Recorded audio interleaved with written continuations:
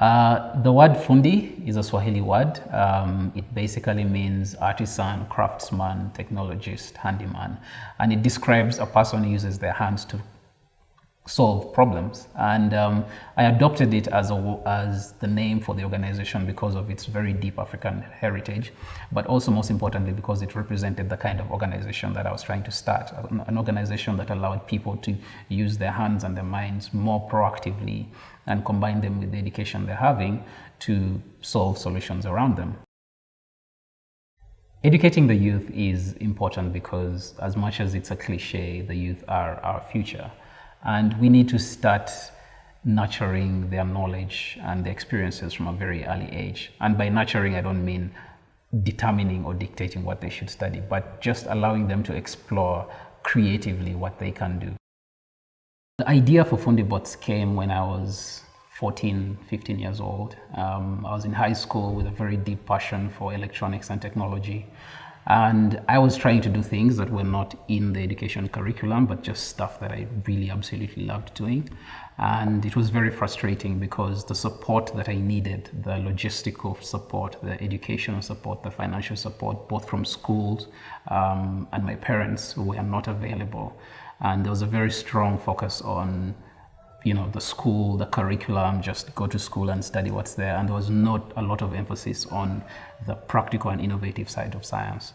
The result of all of that was me just saying, you know what, even if I just affect one child, that's fine. So those frustrations led me to sort of, as a very naive kid, to decide that if I ever got the opportunity to create something like this, then I would make a space that would let kids like me come in, innovate, explore, get mentored, get access to financial resources and all the help that they needed to achieve the dreams that they had that were not being addressed by the school system at that time. Because I know what they're going through. I was there. When you look at someone like Victor from Fundibots, when you look at the pain that he was going through to try and pursue his passion, and when you multiply that by millions of kids across the continent, you realize that waiting for a government to change things when they are not the people on the ground is going to be a futile effort. I'm Victor Paul Kawaga, and I'm 24 years old.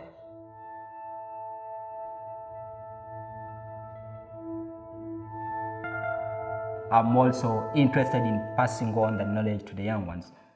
The challenges that I meet, I don't want someone else to meet them. Yeah? Personally, if it wasn't for my so much struggle, I wouldn't perhaps have achieved the science that I have today. I would have given up.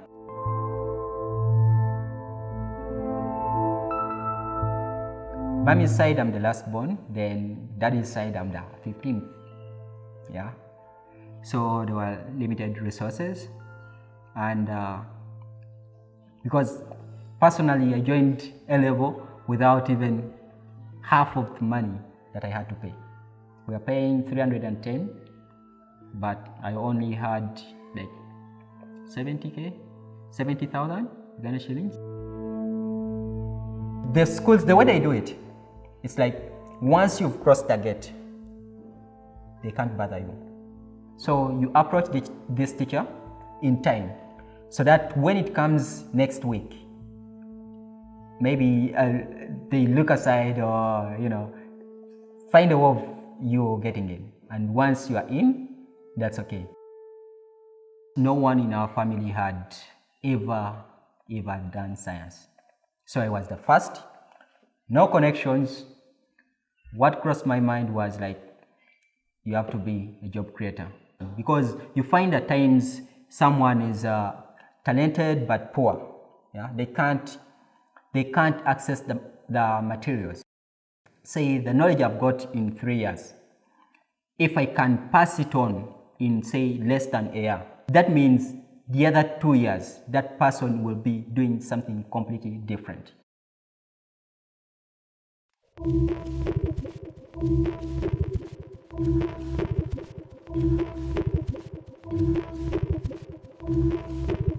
I've always wanted to be a robotics engineer, So my mom looked for a place and she found the Fundi Bots. So I went there and I liked it, so I kept on coming back. When I went to Fundi Bots, I was kind of scared because I didn't know what to do, where to start. So then Victor came and helped me out and he said, you can sit here. And then he started explaining what they were doing before because they'd already started off. So then when we started doing actual hardware, it became easier and I really enjoyed it. And I told my mom, we have to come here again. Victor's a really good teacher because you can always tell him, I don't understand this, and he'll actually break it down for you. When it was my first time to do actual coding, I really didn't understand.